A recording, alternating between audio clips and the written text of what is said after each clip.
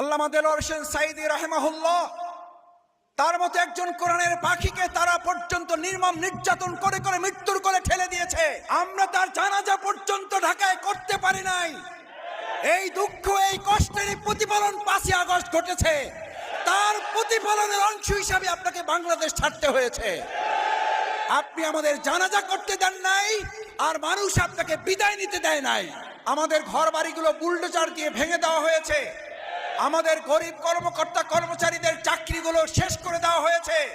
আমাদের ব্যবসা প্রতিষ্ঠানগুলোকে বন্ধ করে দেওয়া হয়েছে।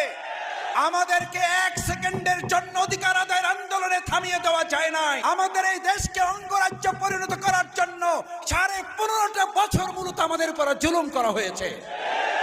বাংলাদেশ জামাত ইসলামী জীবন বাজি রেখে সেই অঙ্গরাজ্য থেকে বাংলাদেশকে অর্থবহ স্বাধীন করে রাখার জন্য আমাদের নেতৃবৃন্দ ফাঁসির মঞ্চে গিয়েছে।